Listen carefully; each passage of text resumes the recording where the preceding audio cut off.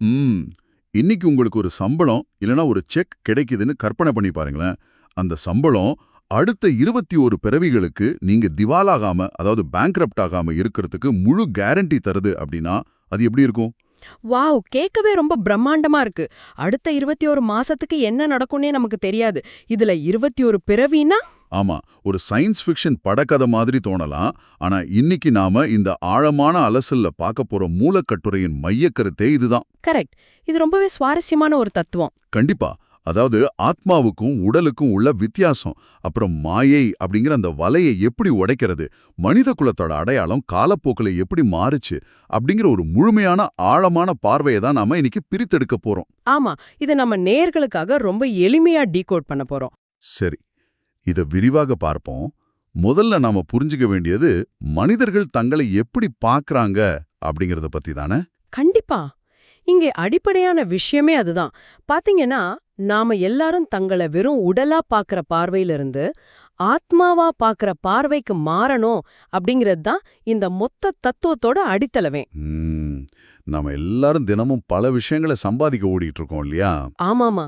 ஆனா உண்மையான சம்பாத்தியம் எது அப்படிங்கிற கேள்வி இங்க ரொம்ப ஆழமா முன்வைக்கப்படுது. அதுக்கு தான் இந்த உரையில உலகியல் கல்வியான அந்த பாரிஸ்டர், அதாவது வழக்கறிஞர் படிப்பு ஒரு உதாரணமா காட்டப்பட்டிருக்கு.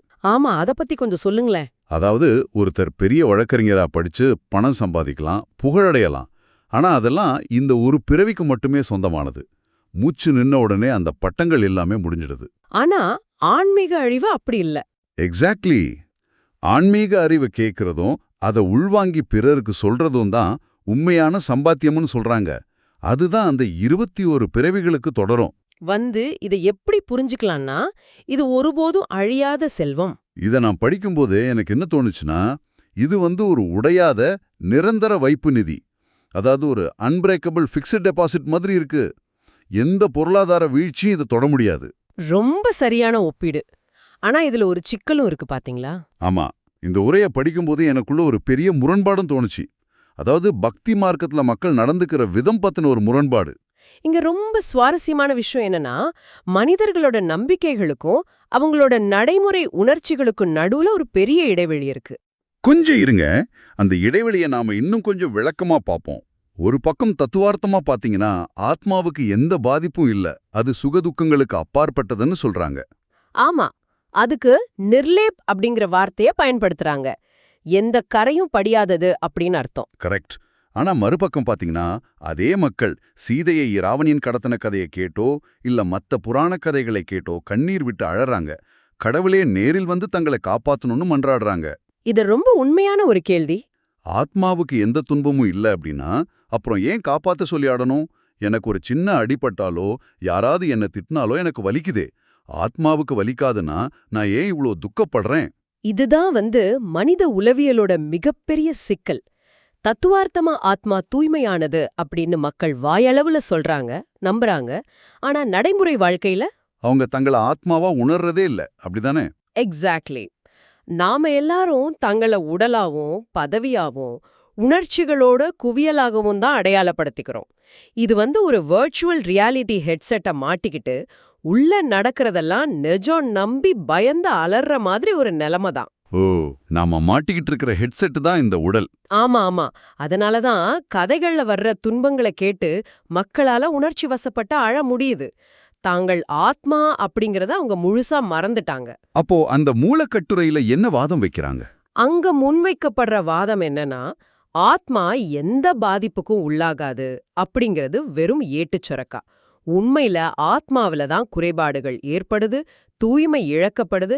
அதனால தான் ஆத்மா நேரடியாக துக்கத்தை அனுபவிக்குது. வாவ், ஆத்மா தான் நேரடியாக துக்கத்தை அனுபவிக்குது அப்படிங்கிற வாதம் இதுவரைக்கும் நம்ம கேட்டு பழகின பல தத்துவங்களை உடைக்குது. கண்டிப்பா.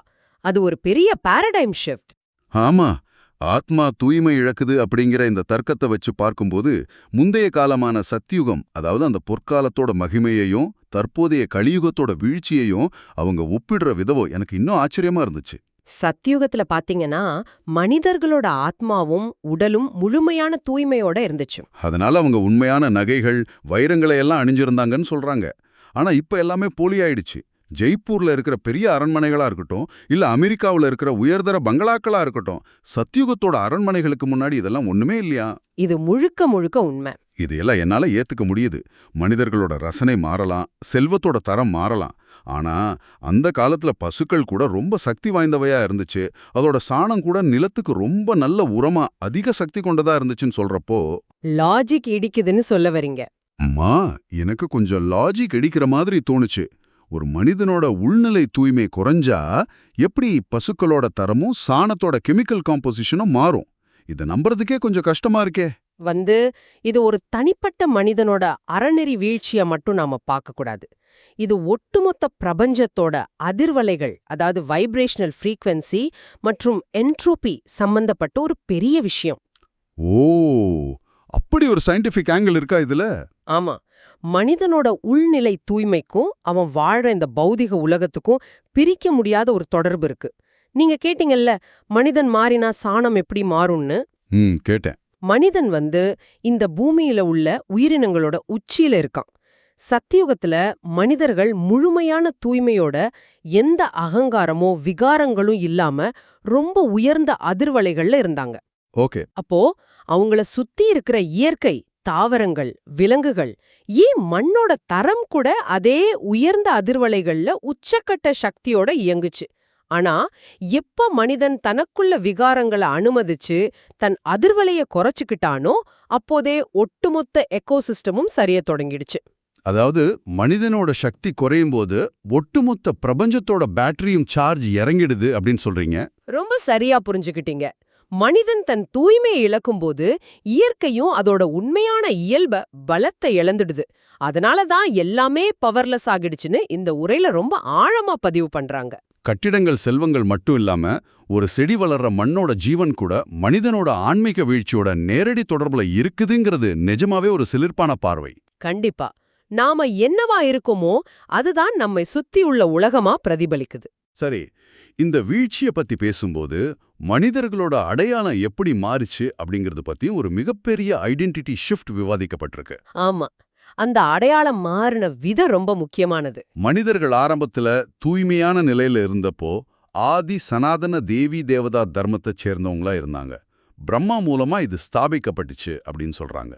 அதுக்கப்புறம் மாயை மற்றும் விகாரங்கள்ல சிக்கி, அதாவது ராவண ராஜ்யம் மனிதர்கள் தங்கள் உயர்ந்த நிலையை இழந்ததுக்கு அப்புறம்தான் தங்களை இந்துக்கள்னு அழைச்சிக்க ஆரம்பிச்சாங்க. இது ஒரு மிகப்பெரிய வரலாற்று மற்றும் ஆன்மீக வீழ்ச்சியை சுட்டி காட்டுது. ஆமா, இப்படி முழுமையா வீழ்ச்சி அடைஞ்ச ஒரு உலகத்தை மனிதர்களை எப்படி திருத்துறது?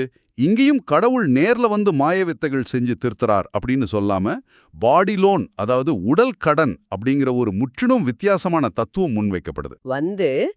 ஆத்மாவோட வீழ்ச்சிக்கு எந்த அளவுக்கு முக்கியத்துவம் இருக்கோ அதே அளவுக்கு அந்த வீழ்ச்சியில இருந்து அதை மீட்கிறதுக்கான இந்த உடல் கடன் தத்துவத்துக்கும் முக்கியத்துவம் இருக்கு. இதை நான் எப்படி புரிஞ்சுக்கிட்டேன்னா, தூய்மையற்ற இந்த உலகத்துல மனிதர்களை பாவங்கள்லேருந்து மீட்க பரம்பொருளான சிவபாபா ஒரு மனித உடலை கடனா எடுக்கிறார் அப்படின்னு சொல்லப்பட்டிருக்கு. கரெக்ட். இதை நான் ஒரு ஓமையோட பொருத்தி பார்க்கறேன். ஒரு மிகச்சிறந்த மெக்கானிக் இருக்கார். அவரிடம் என்ஜின் பழுதான ஒரு காரை கொண்டு வராங்க. அந்த காரை சரி செய்யறதுக்காக அந்த மெக்கானிக் அந்த காரோட டிரைவர் சீட்டையே கொஞ்ச நேரம் வாடகைக்கு எடுக்கிறார். ரொம்ப நல்ல உவமை. அவர் சொந்தமா ஒரு காரை வாங்குறதுக்கோ இல்ல அந்த பழுதான காரோட நிரந்தர டிரைவரா மாறி அதுலயே வாழ்றதுக்கும் அவர் வரல. அந்த கார்ல உள்ள கோளாறை சரி செய்யறதுக்காக மட்டுமே அவர் அந்த சீட்டை பயன்படுத்துறார். வேலை முடிஞ்சதும் சாவியை கொடுத்துட்டு வெளியே வந்துடுறார். அவர் பிறப்பதும் இல்லை, இறப்பதும் இல்லை. கொஞ்ச நேரம் ஒரு உடலை கடனா பயன்படுத்துறார். இந்த மெக்கானிக் ஓமை இங்க உள்ள தத்துவத்தோட ஆழத்தை ரொம்ப தெளிவா புரிய வைக்கிடு. இந்த ஓமையோட மிக முக்கியமான பகுதியே அந்த மெக்கானிக் அந்த கார்க்குள்ள நிரந்தரமா தங்கிடுறதில்ல அப்படிங்கிறது தான். எக்ஸாக்ட்லி. இது ஒரு சர்ஜிக்கல் ஸ்ட்ரைக் மாதிரி. ஒரு அறுவை சிகிச்சை நிபுணர் நோயாளியோட உடலுக்குள்ள இருக்கிற சிக்கலை சரி செய்ய எப்படி கையுறைகளை போட்டுக்கிட்டு அந்த சூழலுக்குள்ள நுழைஞ்சு வேலையை முடிச்சுட்டு வெளியேறாரோ அது போலதான் இதுவும். ஓ, தூய்மையான ஒரு சக்தி தூய்மையற்ற உலகத்துக்குள்ள நேரடியா நுழைய முடியாது. ஆமா, பாவங்கள் நிறைஞ்ச இந்த உலகத்துல உள்ள ஆத்மாக்களோட தொடர்பு கொள்ளவும் அவங்களுக்கு புரியிற மொழியில ஞானத்தை வழங்கவும் ஒரு ஊடகம் தேவைப்படுது. அதுக்காகவே அந்த பரம்பொருள் ஒரு மனித உடலை தன் கருவியாக, அதாவது கடனாக பயன்படுத்தது. அதனாலதான் சிவபாபாக்கு மட்டுமே பதித்த பாவனன் அப்படிங்கிற பேர் இருக்கு. பதித்த பாவனன் அப்படின்னா என்ன அர்த்தம்? பதித பாவனன் அப்படின்னா பாவிகளாக தூய்மை அற்றவர்களாக இருப்பவர்களை புனிதமாக்குபவர்னு அர்த்தம். அவர் மட்டுமே தூய்மையானவர் அப்படிங்கறதால அவரால மட்டுமே இந்த உலகத்தை புனிதமாக்க முடியும். அப்போ மத்த தெய்வங்கள்? இதுவே வேறு தெய்வங்களை பாத்தீங்கன்னா, உதாரணமா சங்கரருக்கு அழிக்கும் பணி அப்படிங்கறதால அவருக்கு பௌத்திக உடல் தேவைப்படுறதில்ல, சூக்ஷ்ம உடலே போதுமானது.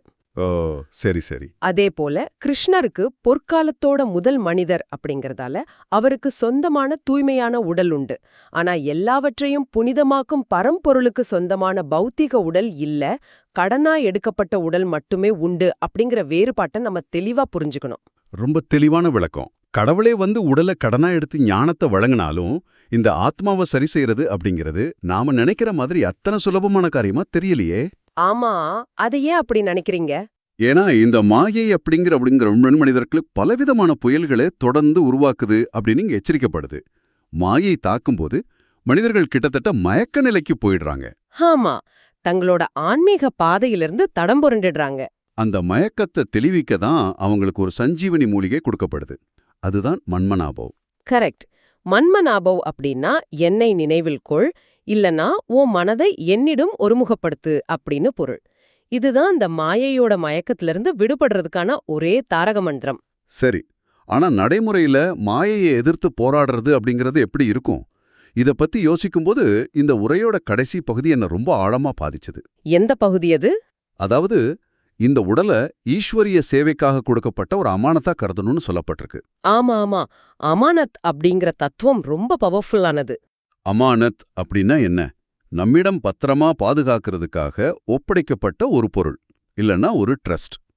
இந்த உடலை நாம அப்படி ஒரு அமானத்தா நினைச்சா அதோட மேலுள்ள பற்று நீங்கி மனம் ஆன்மீகத்துல நிலைக்கும்னு சொல்றாங்க. இந்த நிலைக்கு நிஷ்டோமோகா அப்படின்னு பேரு. கரெக்ட். இப்ப நீங்க இதை கேட்டுட்டு இருக்கீங்கல்ல, உங்களையே கேட்டுக்கோங்க. நான் கொஞ்சம் கோவக்காரன், என் சுபாவமே சத்தமா பேசுறது தான், நான் அப்படித்தான்னு உங்க குணத்தை நியாயப்படுத்தி எப்பாவது சொல்லியிருக்கீங்களா? கண்டிப்பா எல்லாரும் ஒரு தடவையாவது சொல்லிருப்போம். ஆமா, பலரும் இது சொல்லி கேட்டிருக்கோம். ஆனா அப்படி நம்முடைய தவறான குணங்களை மாத்திக்காம இருக்கிறது, நம்ம சுபாவத்துக்கு நாமே அடிமையா இருக்கிறது தான் மாயையோட உச்சக்கட்ட வெற்றியாம். பாத்தீங்கன்னா அது அகங்காரத்தோட ரொம்ப நுட்பமான வெளிப்பாடு. இத முறியடிக்க தான் அமானத் அப்படிங்கிற தத்துவம் வருது. இது எப்படி இருக்குன்னா, நீங்க ஒரு விலை உயர்ந்த காரை வாடகைக்கு எடுக்கிறீங்க. அந்த காரை எவ்வளவு கவனமா ஓட்டுவீங்க, ஒரு சின்ன கீறல் கூட விழாம பாத்துக்குவீங்க. கீரை ரொம்ப மென்மையா மாத்துவோம். ஆமா, ஆனா அதே சமயம் டிராஃபிக்ல யாராவது அந்த காரை முந்தி சென்றா, இது என் கார், என்ன எப்படி முந்தலாம் அப்படிங்கிற அந்த ஈகோ உங்களுக்கு வராது.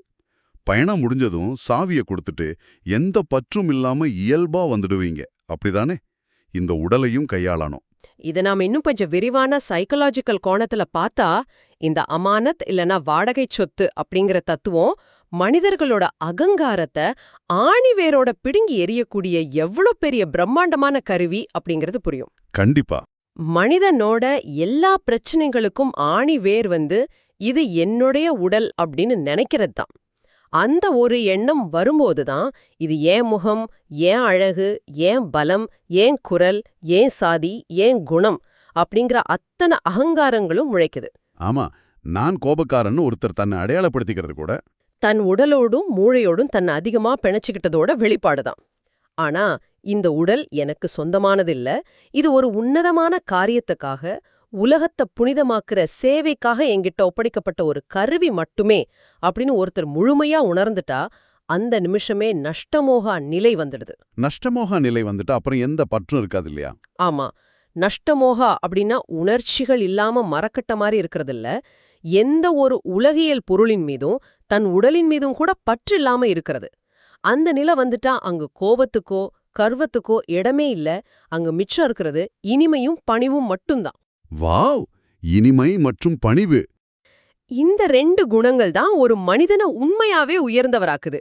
உங்களை யாராவது விமர்சிக்கும் போது அது உங்களை சுடுறதில்ல, ஏன்னா அந்த விமர்சனம் வாடகை உடலுக்கானதே தவிர உள்ள இருக்கிற தூய்மையான ஆத்மாவுக்கானது அல்ல அப்படிங்கிற தெளிவு கிடைச்சிடுது. என்ன ஒரு விடுதலை தரக்கூடிய சிந்தனை இது!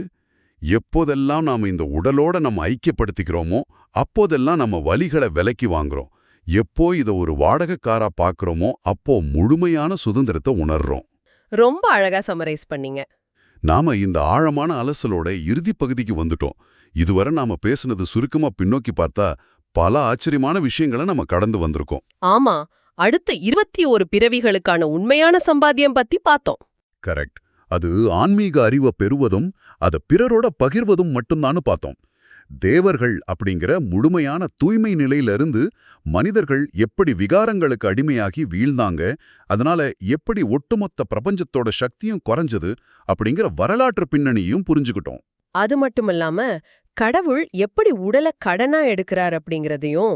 ஆமா, நாமும் மாயையை வெல்றதுக்காக நமது உடலை ஒரு வாடகை சொத்தாக ஒரு அமானத்தா கருதணும் அப்படிங்கறதையும் ரொம்ப ஆழமா அலசினோம். இதுல நாம கவனிக்க வேண்டிய மிக முக்கியமான விஷயம் என்னன்னா, இந்த தத்துவங்கள் எல்லாமே ஏதோ காட்டுல போய் தவம் செய்யறதுக்காக சொல்லப்பட்டவே இல்ல. நீங்க தினசரி வேலைக்கு போகும்போது, குடும்பத்தோட பேசும்போது, டிராஃபிக்ல வண்டியை ஓட்டும்போது என ஒவ்வொரு கணத்திலையும் உங்களை ஒரு ஆத்மாவா உணர்ந்து செயல்படுறதுக்கான பிராக்டிக்கல் வழிகாட்டுதல்கள் தான் இவை. உங்களை நீங்களே எப்படி பாக்குறீங்க அப்படிங்கறத மாத்திரதான் முதல் படி. 100க்கு 100 உண்மை. சரி, இப்போ இந்த சிந்தனையை நிறைவு செய்யறதுக்கு முன்னாடி நீங்க ஒவ்வொருவரும் தனிப்பட்ட முறையில யோசிச்சு பார்க்கறதுக்கு ஒரு ஆழமான கேள்வியை முன் வச்சு விடைபெற விரும்புறேன். நாம பேசினபடி உங்க உடல் அப்படிங்கிறது ஆன்மீக பணிக்காக உங்களுக்கு கொடுக்கப்பட்ட வெறும் வாடகை வாகனம் தான். அப்படியானால் இன்னைக்கு உங்களுக்கு ஆபீஸ்லயோ இல்ல வீட்லயோ கோபம் வரும்போதோ, இல்ல நான் அப்படிதான், இது என் சுபாவம் அப்படின்னு உங்களையே நீங்க நியாயப்படுத்த முயற்சி பண்ணும்போது ஒரு கணம் அமைதியாகி சிந்திச்சு பாருங்க. அந்த கோபத்தை வெளிப்படுத்துறது யாரு? நீங்க வாடகைக்கு எடுத்த அந்த வாகனமா, இல்ல உள்ள அமைதியா தூய்மையா உட்கார்ந்திருக்க வேண்டிய ஓட்டுநரா? ரொம்ப பவர்ஃபுல்லான கேள்வி. உங்க சுபாவத்தை, உங்க வாழ்க்கையோட ஸ்டியரிங்க யாரு உண்மையில கட்டுப்படுத்துறாங்க? இந்த கேள்வியோட உங்களுடனே விட்டுட்டு நாங்க விடைபெறோம். இந்த ஆழமான அலசல்ல எங்க கூட பயணிச்சதுக்கு மிக்க நன்றி.